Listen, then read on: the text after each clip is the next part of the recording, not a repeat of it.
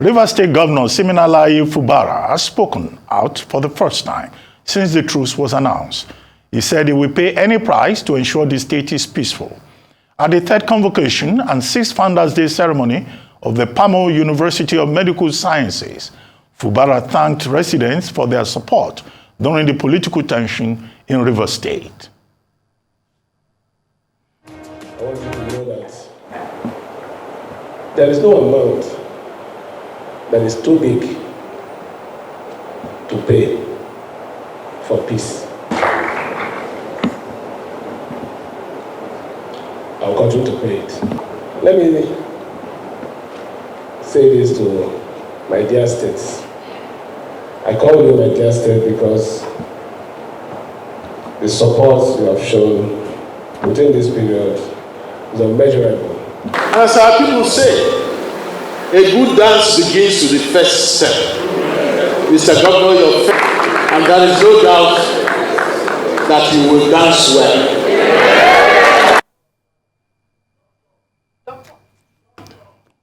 However, the Elders and Leaders Forum in Rivers State has criticized the peace path brokered by President Bola Tinubu between Governor Simi Fubara and FCT Minister Nyesom Wike, saying the directive contravenes the Constitution of Nigeria and separation of powers. The leader of the forum and former governor of Rivers State, Rufus Ada-George, supported by other members of the group, stated this in a communique read at the end of the emergency meeting in Port Harcourt on Tuesday night. Though Ada-George commended President Tinubu for intervening, he says members of the forum are at a loss if the president's intervention has solved or further worsened the situation. He called on all Rivers people of goodwill to rise up and defend their state for the sake of posterity and generations yet unborn.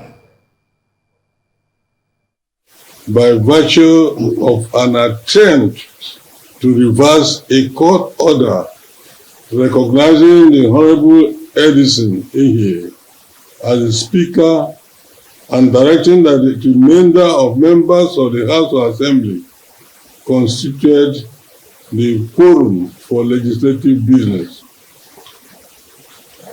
That the directives also contravenes the hallowed doctrine and practice of separation of powers, particularly as it affects the responsibility of the judiciary.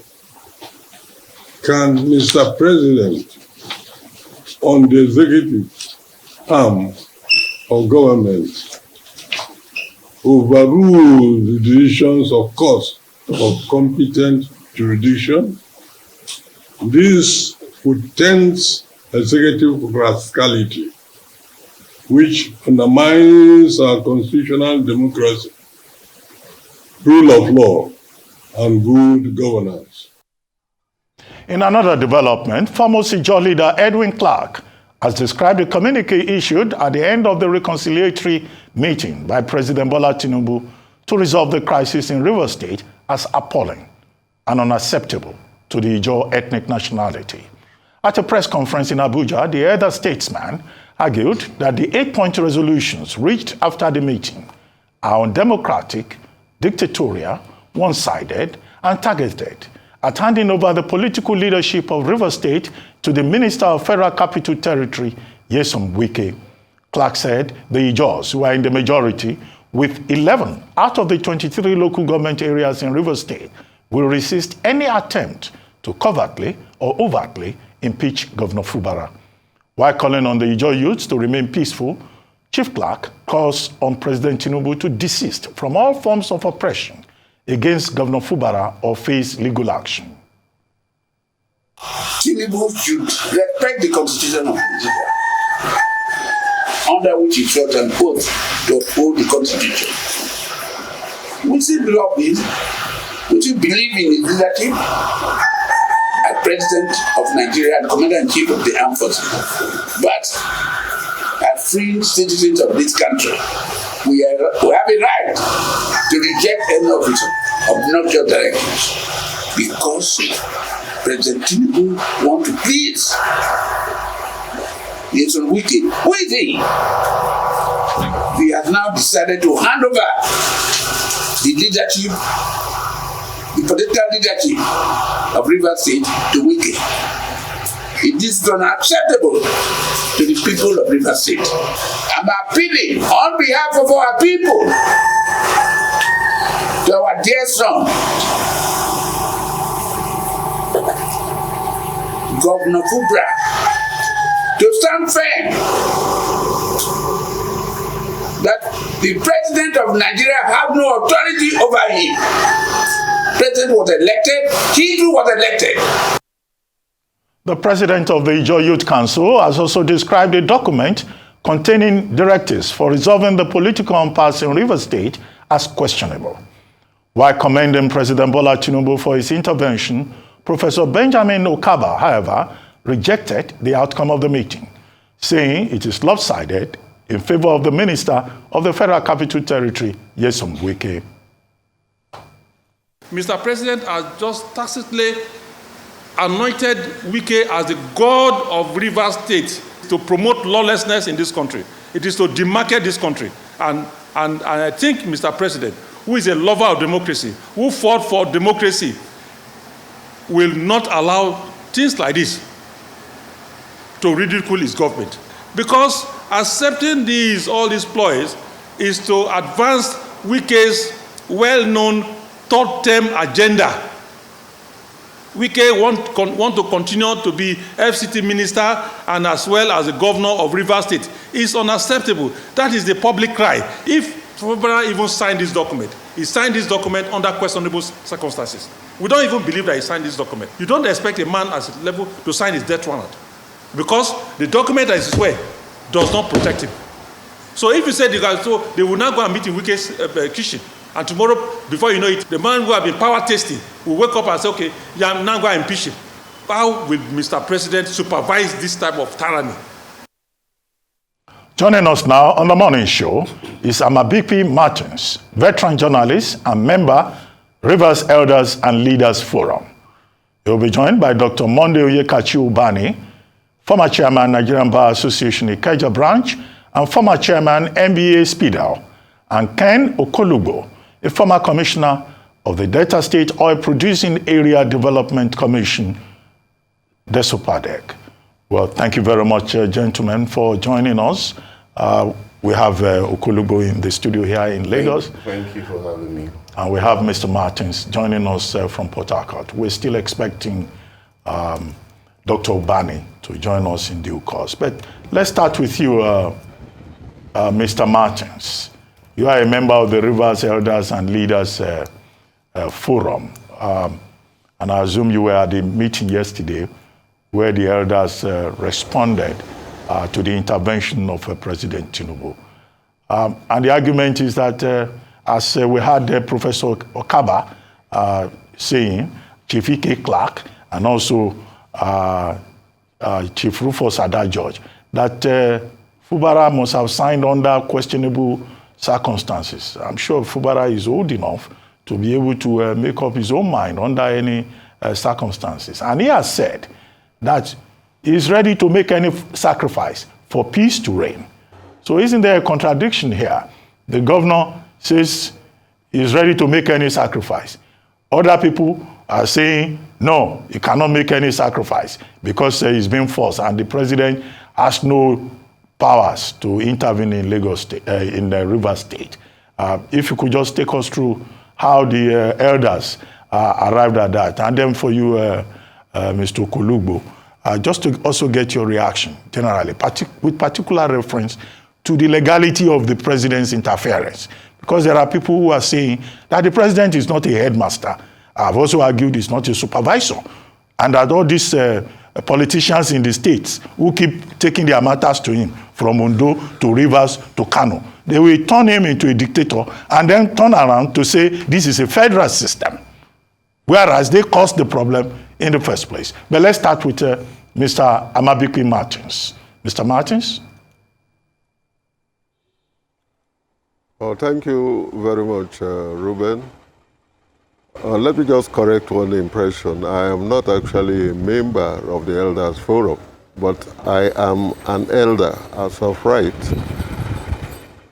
And I want to say that I agree with their conclusions on the matter, because I had personally written on Facebook that everything about that meeting with the president, the conclusions were unacceptable, vexatious, and one-sided.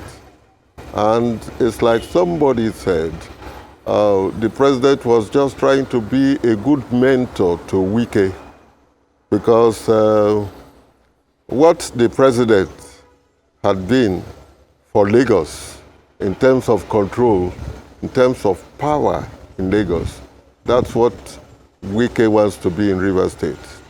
He wants to appropriate political power to himself. He wants to appropriate economic power to himself. And of course, the facts are very obvious. And like Wole Soyinka said, are we going to die by just remaining silent? Wike should be told that the state does not belong to him. It belongs to the whole collectivity of over 5 million people. And he cannot decide on how governance should be, how government should run. He was a governor just about 6 years ago. And of course, the rule is that in conclusion, having concluded his tenure, he should pack and go. Why should he decide on who becomes governor?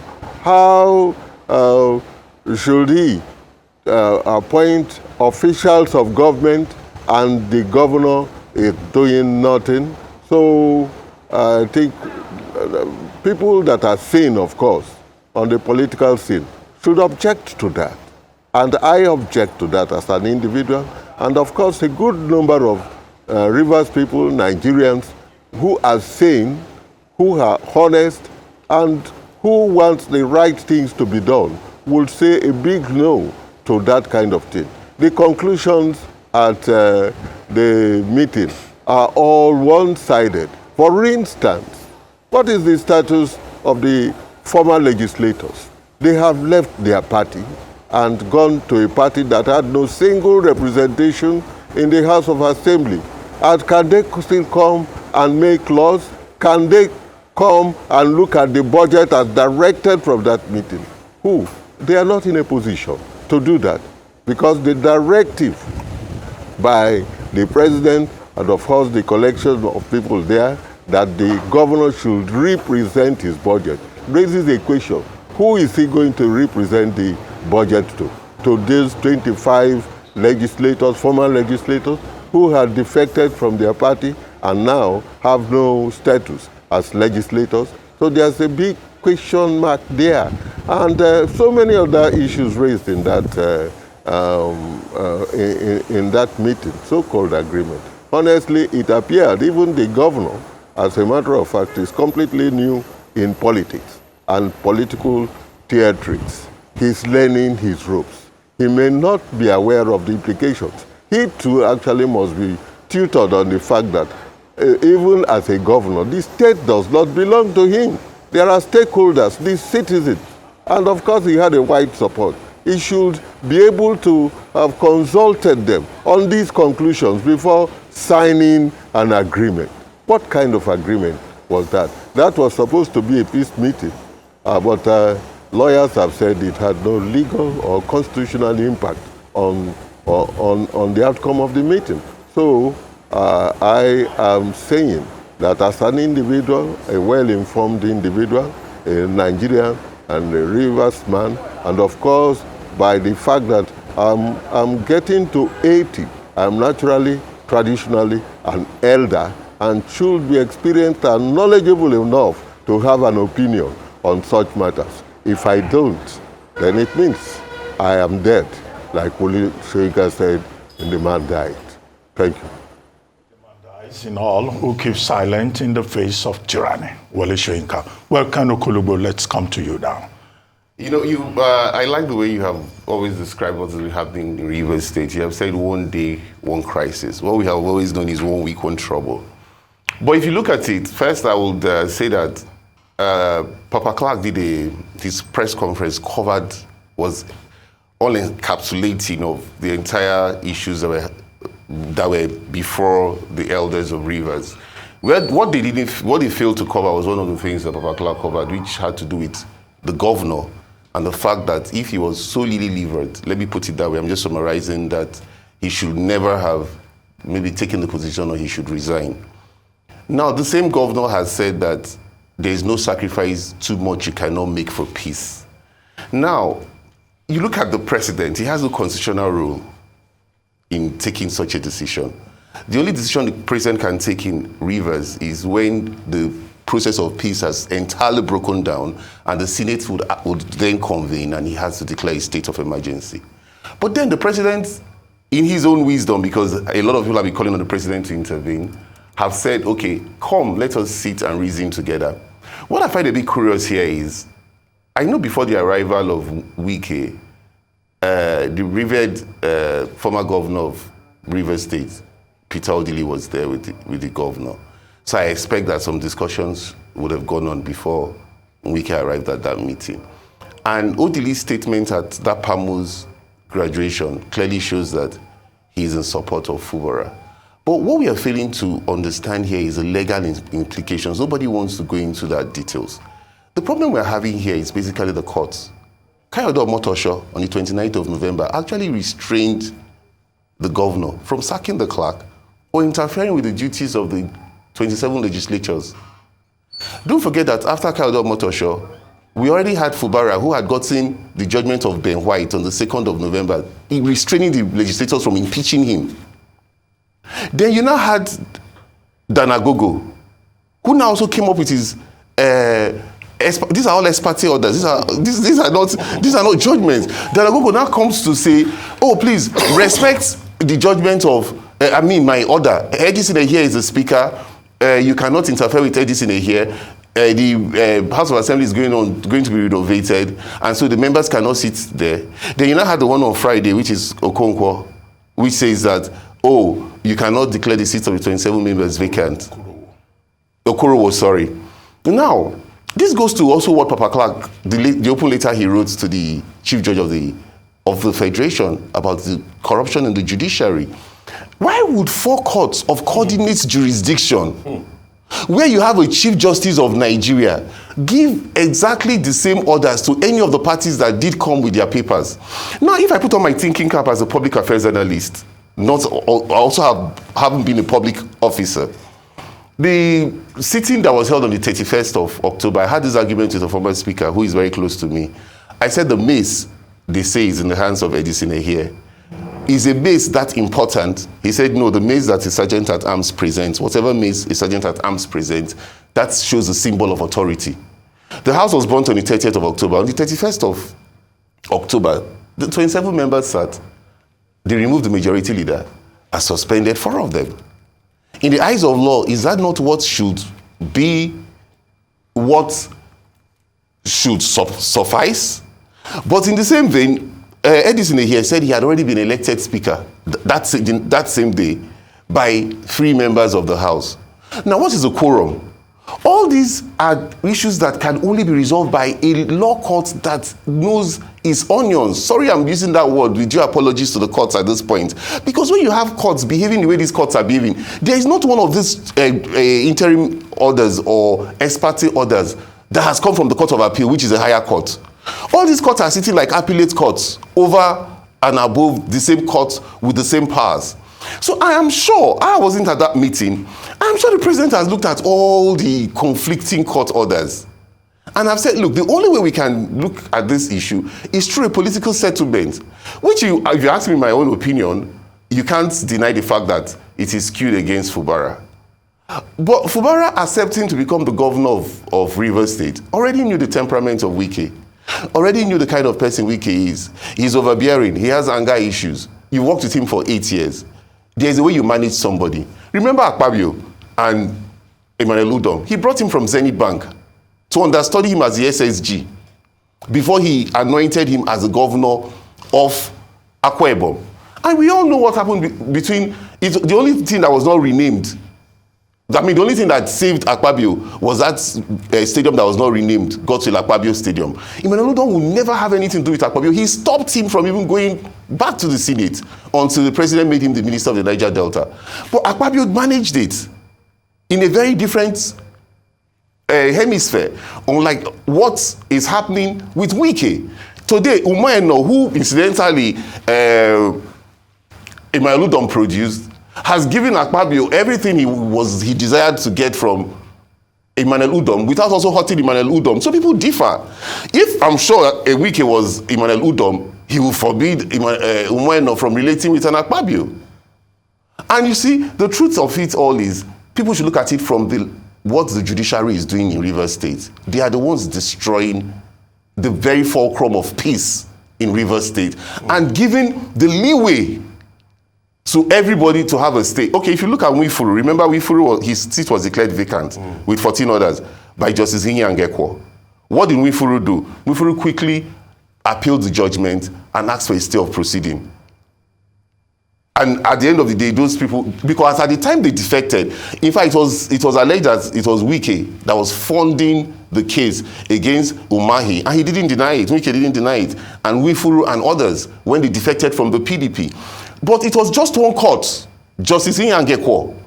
We didn't have 4 or 5 courts sitting at the same time in the case of the Mboyi matter like we have in Rivers matter. So the judiciary should actually put their house in order. And that's a good place I would have loved if Barrister Oyekachi Ubani, Mr. Ubani, is with us, you know, to be able to react to. Because we have seen that point you have raised very copiously happen almost everywhere. And it makes a lot of people shocked about our democracies. The fact that you can just go on a shopping spree and get expertise, which had been condemned prior to this time. So I'd like to ask you, number one will be, with all of this, do you now also support the fact that President Tinubu's resolution, allegedly, and I want to use that word allegedly now, because this same meeting we didn't have pictures, somebody threw something in the air yesterday, was asking, did the president even attend this meeting in the first place? Did say presidential resolution? We didn't see pictures. We didn't even know those that attended. We just saw a communique. We didn't see the minutes of the meeting. We didn't see the attendance taken. This communique that is in contravention of our constitution, should we allow this directive stand? Because it clearly breaches our constitution. Our constitution says once you defect, you face the consequences. No, okay, sorry. That's one. And I'm coming back to you, sir, in Rivers State, sir. You have talked, you know, very strongly against this our system and what is happening as we speak. Then, with the benefit of hindsight, what do you think will be the way forward? Because, like Dr. Abati has said copiously, it's 1 week, one trouble. And we've been at this for over 4 weeks. God knows how long we'll be on this as we speak. What, with the benefits of that, what should be done? Because it's a power tussle between two men. And Wike and Fubarafa is never about Rivers people. It's because of their own selfish interests in the first place. Let's get that out of the way. And we've seen this fight persist. Recently, Congo is having the elections day. We had the fight between Tshisekedi and Kabila before Tshisekedi won his own struggle. What do you think should happen for the benefit of the Rivers people? Because Wike and Fubara's fight is about their own interest, not the Rivers people. That's the question I'll ask you, sir. I'm coming to you first, sir. Okay, if you look at the constitution, you are talking about the constitutional stand of the president's meeting. You can't hinge it on the constitution at this point. It's more of a political settlement. Because if you hinge it on the constitution, then the court would have been allowed to go into the merits of the matter. Like you rightly said, it was as if every judgment was every ex parte order was being purchased. That's exactly the way it looks like. Because if you look at the lawyers, if you look at, for example, Danagogo, they accused him of the fact that the secretary to government was his younger brother that gave that judgment. If you look at the person that filed in Abuja, in a motor shots case, it was Ferdinand Obi, who is the brother to Dan Obi, the South-South PDP chairman. And interestingly, I even don't understand, maybe you will come to that question, I don't understand PDP in this whole issue. I used to be a spokesperson for the PDP. No, and PDP I am ashamed. I am ashamed and I am disappointed that this was the party I spoke for over the years. I stood against the government of Buhari when people could not even withstand it. It's difficult to believe that this is the same party I was in. I was so passionate about. I had it in my vein. Because I agree with what you have said. Because the president might not have needed to intervene if PDP had his house in order. We wouldn't have been talking about this agreement. Look at telling commissioners to be represented. Commissioners left on their own volition. How do those commissioners work with a man that you have already left because of another man? Nwoke, for example, was chief of staff to Wike for 8 years. And he would always stick to Wike. And I respect them, don't get me wrong. Those commissioners that left shows that they are loyal. I would not respect someone like a Danagogo, who is the secretary to government, who told us how Wike made him the minister, made him secretary to government, how he told us that Wike was his benefactor, and today he's with Fubara to kill Wike. So I don't respect such people in terms of integrity. But those ones that left, how do you now go and represent those people again to serve as commissioners? I've served as a commissioner. It makes no sense. If after you have been in public office, you've resigned voluntarily, Wike should look for other jobs for them. These are the things that Nigerians are seeing that are using to condemn that agreement. But if you look at the whole body of that agreement, Fubara has survived the impeachment. The president has said, don't impeach him. As he? If you know Tinubu, at least one thing you must say about Tinubu, he keeps to his words. You remember when Ambode gave the same headache, let me put it that way, as Fubara was given.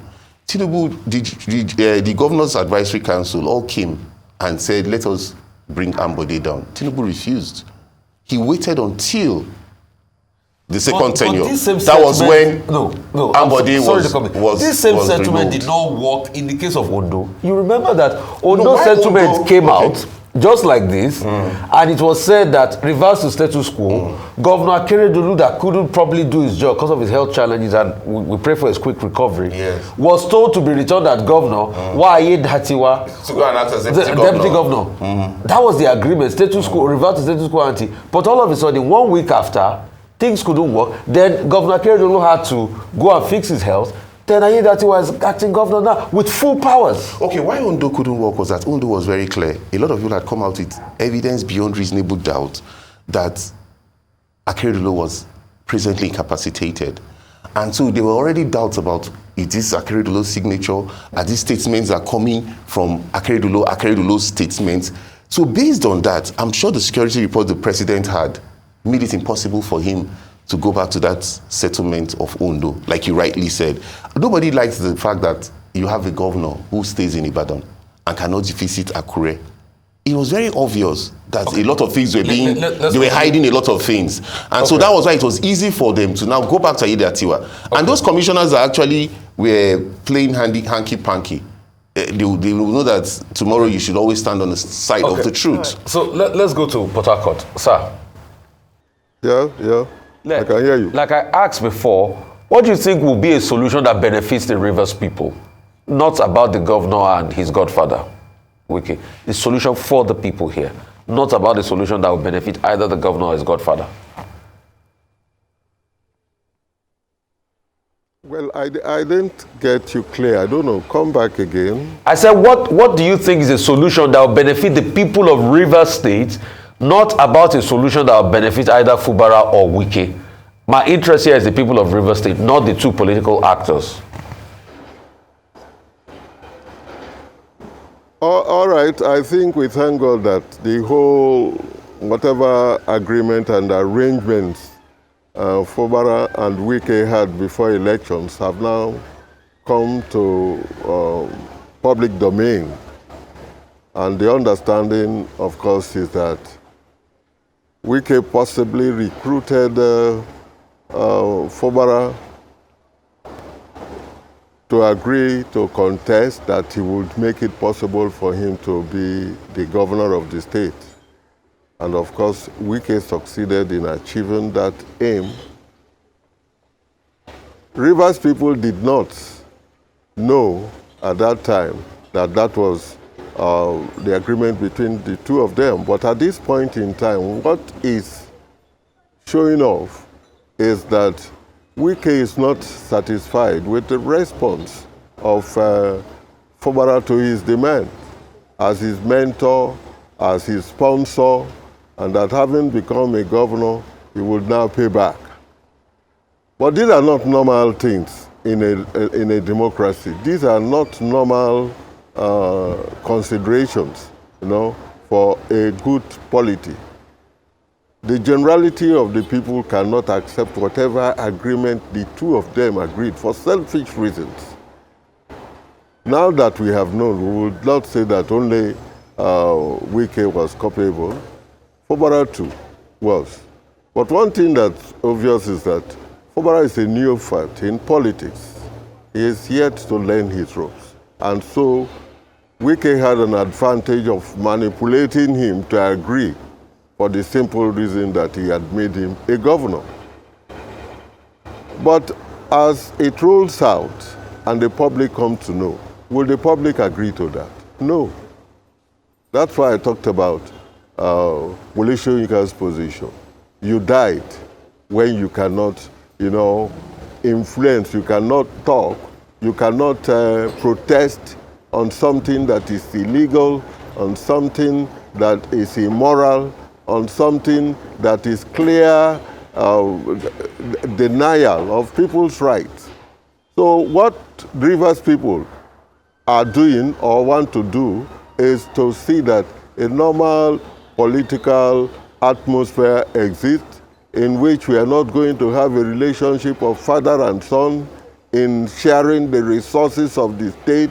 We want a governor, as Fubara is, to stand on his constitutional rights to do the job the Constitution allows him to do by whatever means he has become a governor, no matter bothers us, that the courts are looking at that.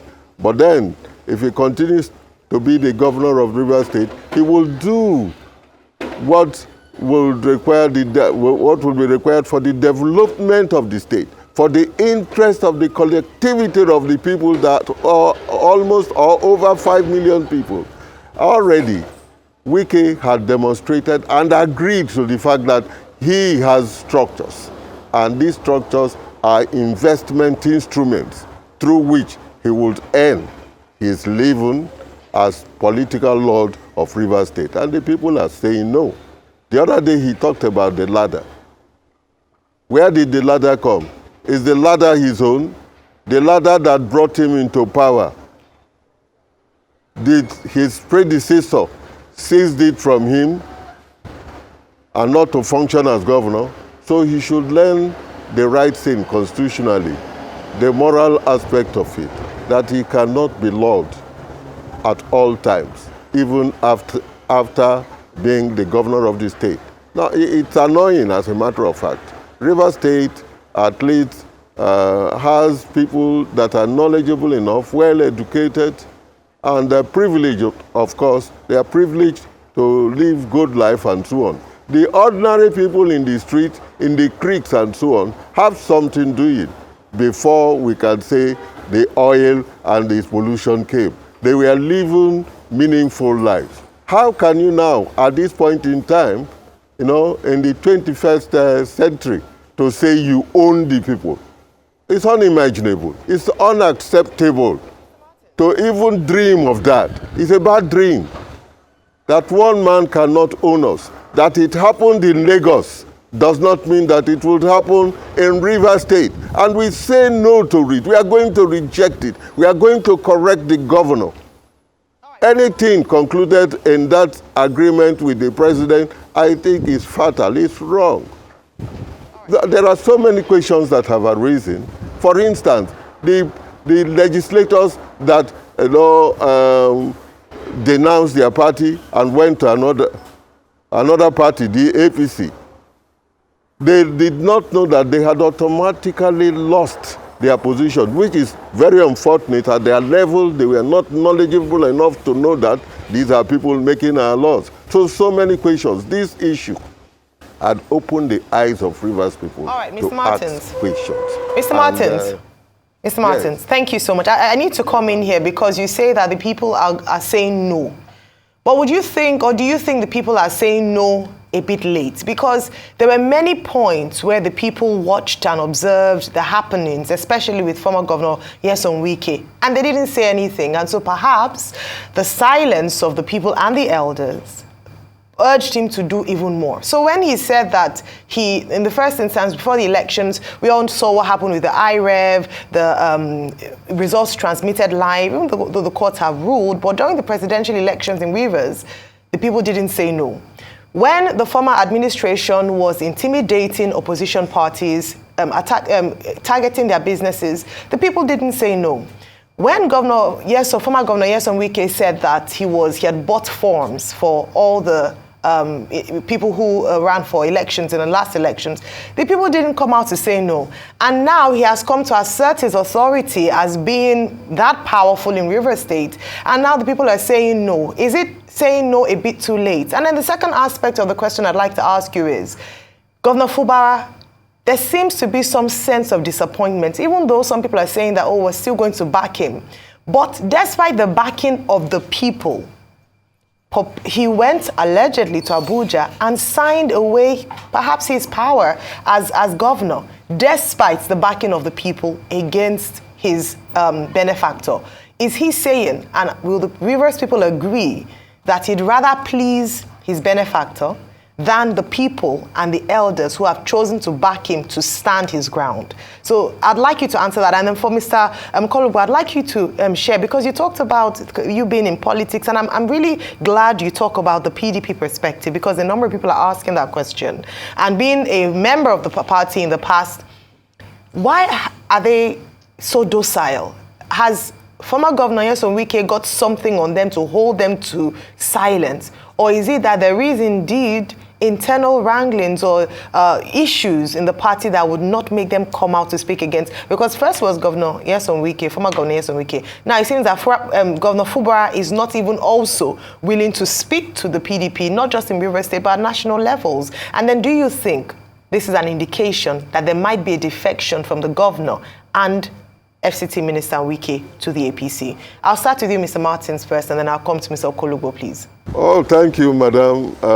In the first place, I feel you have agreed with me that the people must have to say no.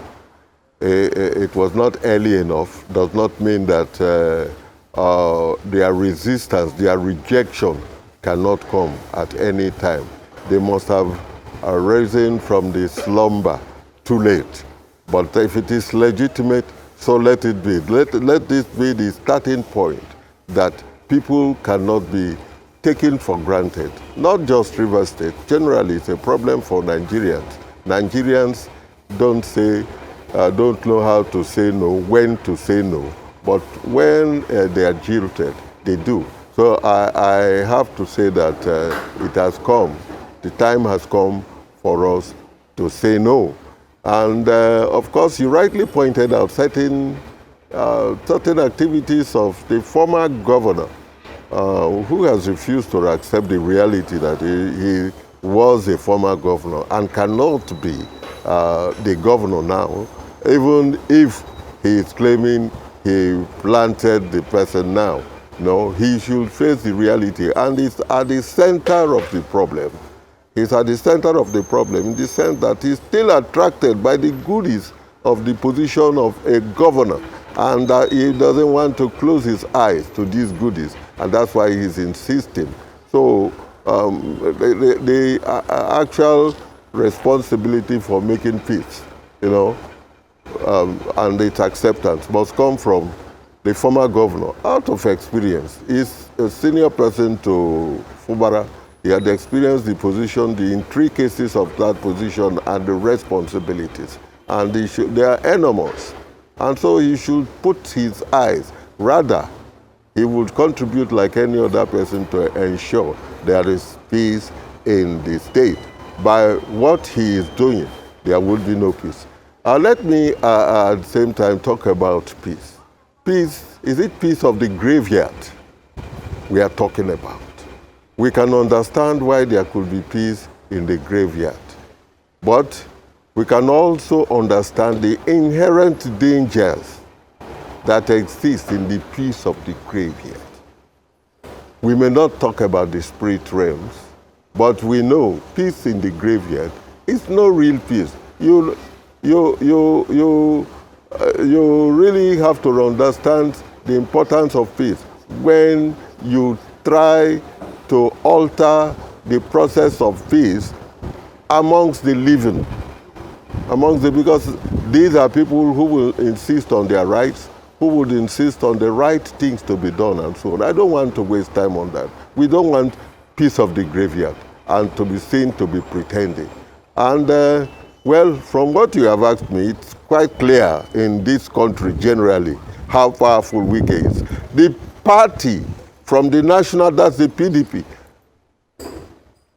Yes, Wike took it upon himself as a project to destabilize PDP from the national to the state, you know, and that's why PDP failed in the last elections. They took him for granted. He has refused to leave the party, yet he's working against the party. He had openly identified with the APC presidential candidate, now the president of the country. He openly worked to see, not the normal process of election. We can say that anywhere in this country.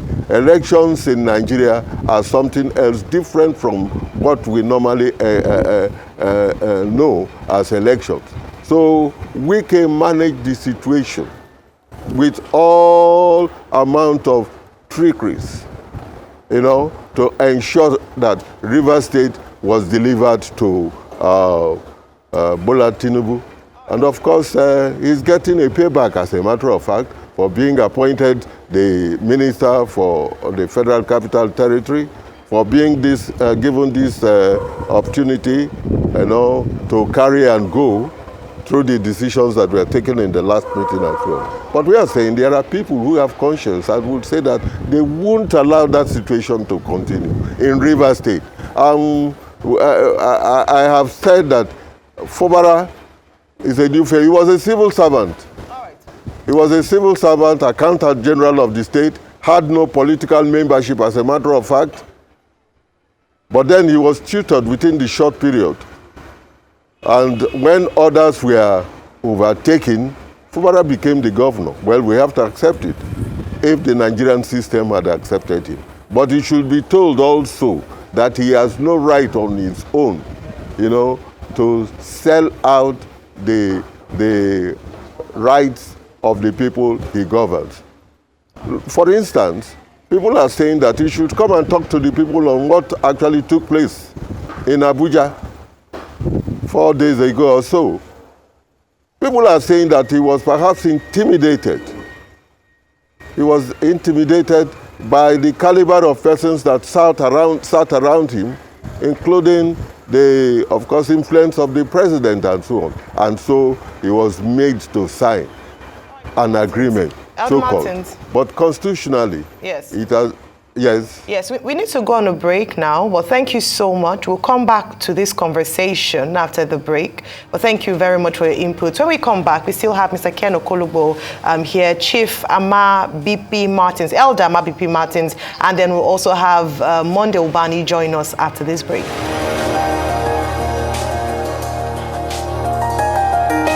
It's still the morning show here on the Rise News, and before the break we were speaking, and we're still speaking with Elder Amabipi Martins, veteran journalist and member Rivers Elders.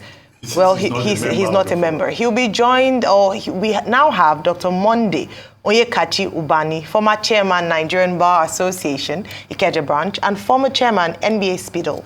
And also with us in the studio we still have Ken Okolugbo, a former commissioner of Delta State Oil Producing Area Development Commission. Thank you for staying with us here on the show. Since we have Mr. Ubani, we've been waiting for you because there are some questions already on ground for you, especially posed by Mr. Okolugbo with regards to he saying that perhaps the judiciary is to blame for what is, at least largely for what is going on in Rivers State, because we have 4 courts who have given ex parte orders on different matters and in some cases not in alignment. I'd like you to analyze this because it seems, and for a number of people, the judiciary is on trial in terms of how they've handled this matter and perhaps other matters across the country. What's your take on this, Mr. Ubani? Yeah, thank you for having me. Good morning to Prof. Nerufai and my lady. Thank you, Ken. I have earlier on in another program, said it this way, that the judiciary should not be dragged by the politicians into infamy. That this issue of dishing out ex parte orders at will not augur well at the end of the day. That there is nothing in political matter that should not make a judge to order that service of the processes be served on the other parties. That's putting them on notice. So that by the time you look at all the evidence and evaluate it, you will be in a better position to make a pronouncement. But these judges were dishing out ex parte orders right, left, and center. I think in this particular matter, the Rivers crisis, we have up to other 4 or 5 ex parte orders that were dished out to all the parties in this particular dispute. And you can see how the ADR, the Alternative Dispute Resolution Mechanism that they eventually employed, has rubbished all the orders. They didn't even take into cognizance all the orders that were dished out by these various courts. If you look at that resolution, it says, go and withdraw all your matters in court. Nobody took into consideration any of the decisions that had been reached by the court. The particular speaker that was recognized by one of the judgment was also, thrown overboard in that resolution. So meaning that the judiciary should at every point in time be very careful, with politicians, because at the end of the day, they will just throw the judiciary overboard and then forget about it and rubbish the judiciary at the end of the day. So ex parte order is not fair in matters like this.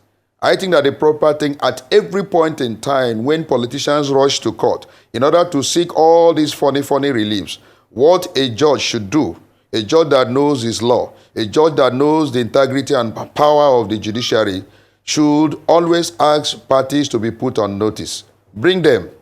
Let's hear all the parties, and at the end of the day, you evaluate your evidence and then exercise your discretion appropriately, having looked at the facts, that has been presented. That is always what I advise in this matter. But being at the beck and call of the politicians, sometimes they even write the reliefs and probably give it to them to go and make a pronouncement. Look at the issue of vacating the seat of the members of the House. Now, if they allege that they have defected based on constitutional provision of freedom of movement, freedom of association, now they say they have to move because there was crisis in their own political party. It's a matter of fact. Is there really crisis? The judiciary would like to hear from both parties.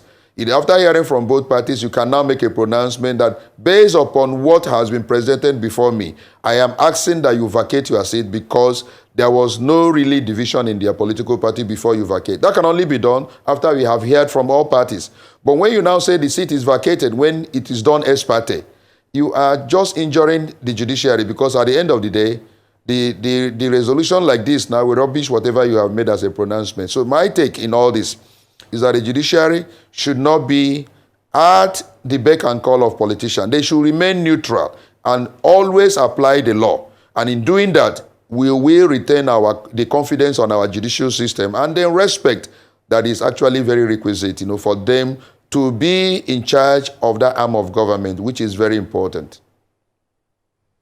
All right, I'll bring in Mr. Okolugbo now. I asked the question before Mr. Ubani came and before the break around the role of the PDP, and also perhaps is this an indication following that meeting that both Governor Fubara and former Governor Nyesom Wike will be defecting to the APC, and why the PDP seems to be so docile and quiet, only issuing threats upon threats. We will take action, we will take action.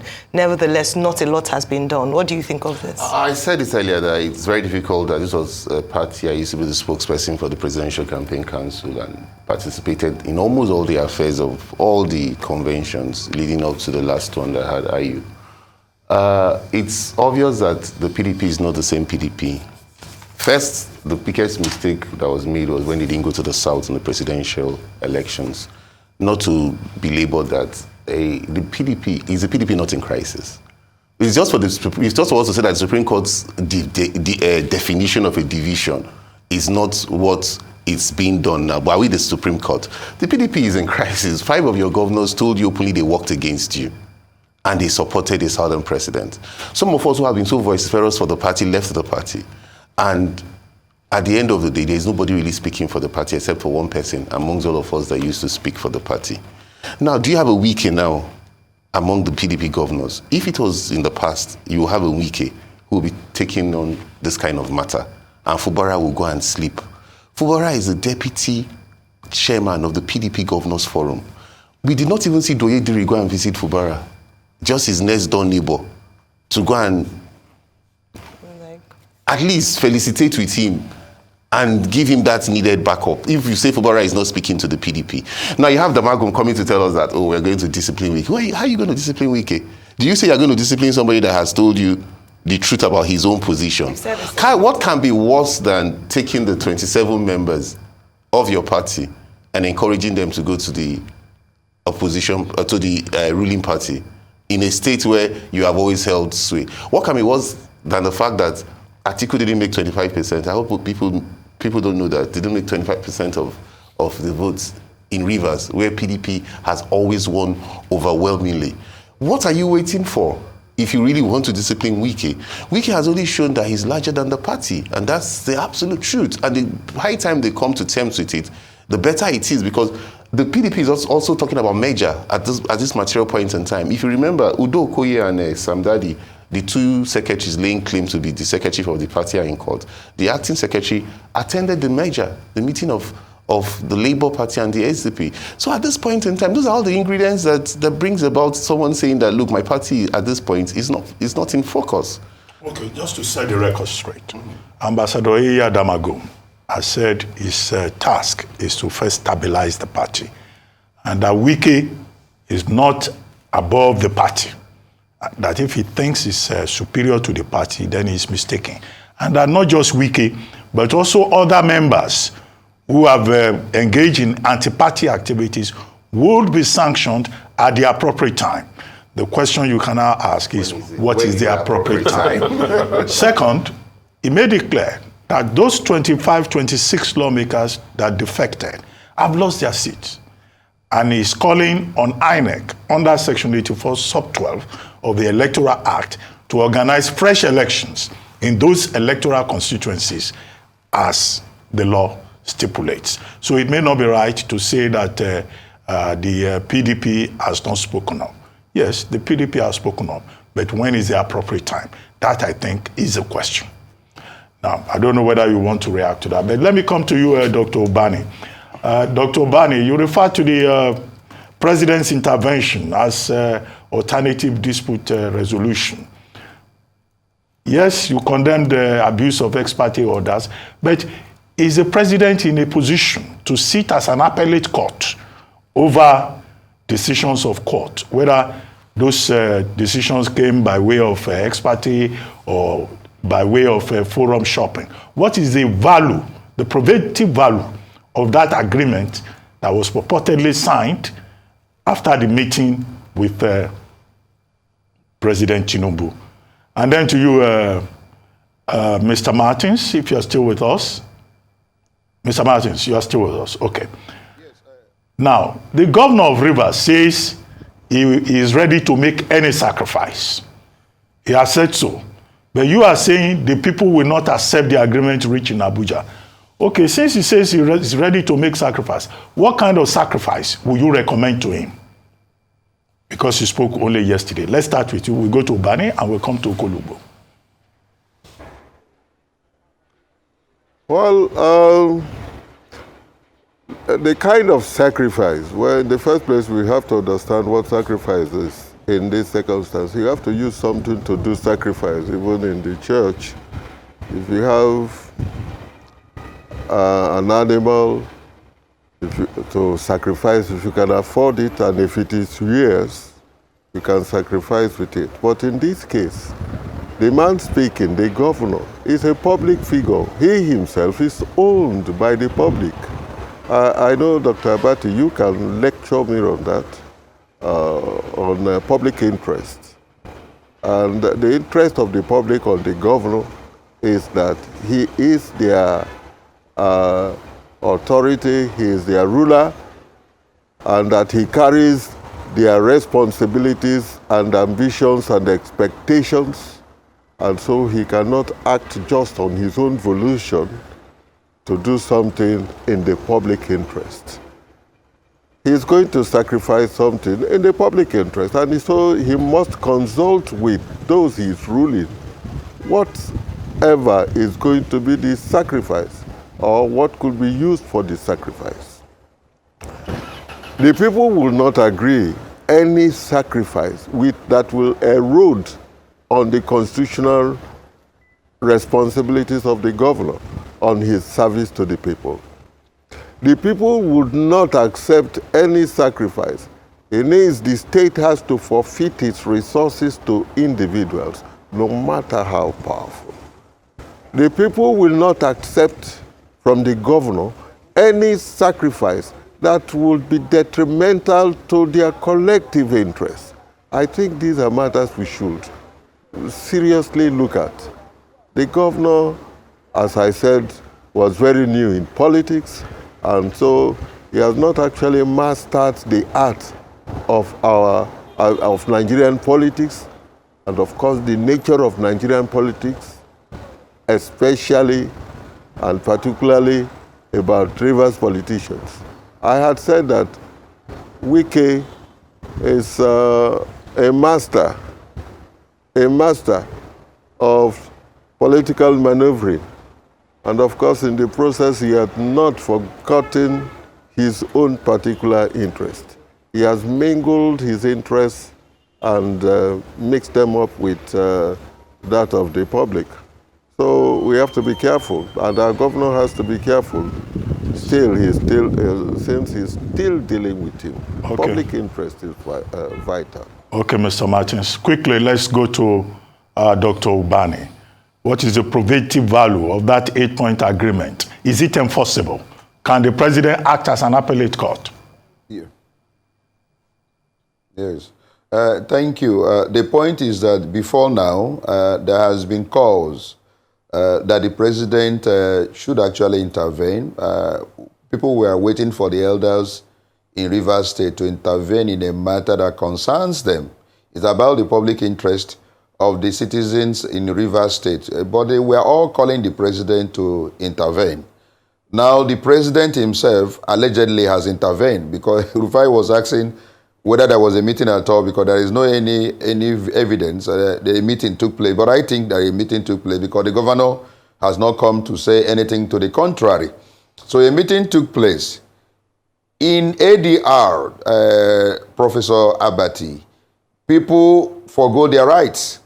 And that's why in ADR table, most times they ask lawyers to step aside and allow parties to look into the eyes of one another and agree.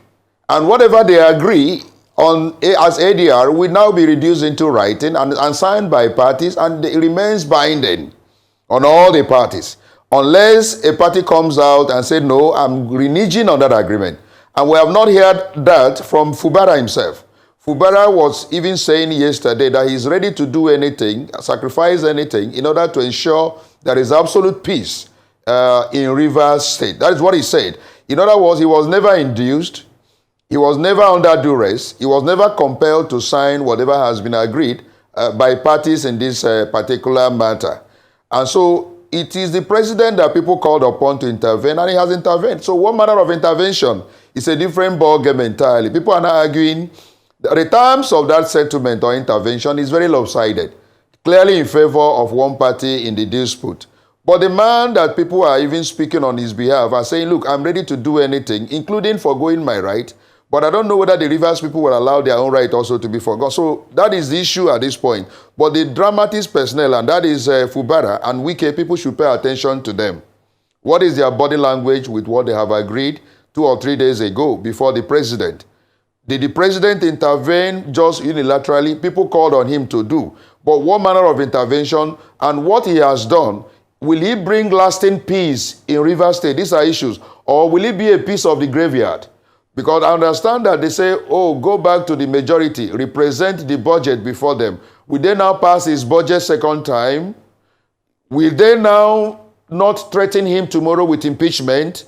Has impeachment now been completely, excluded and outlawed in this regime of Fubara for the next 4 years? Will there not be threat tomorrow? Will there not be any issue of reneging on this agreement? Will Fubara himself renege tomorrow? These are issues. So many questions, my brother. Many questions, will we keep to the contract? Yes, sir. Yeah.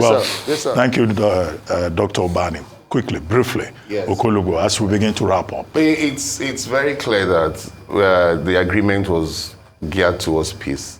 Yes, a lot of the issues were skewed against Governor Fubara, but he has said it all. He said there is not too much I cannot do to sacrifice for peace. So at this point in time, let us watch how the issues unfold and pray that it will not be one day, one trouble, just like you said it, Abati. It might now be 1 month, one trouble, or 2 months. Well, thank you very much, Ken Okolugbo, with us in the studio in Lagos. Thank you, Dr. Monday Ubani, and thank you very much, Mr. Amabipi Martins, for joining us on The Morning Show.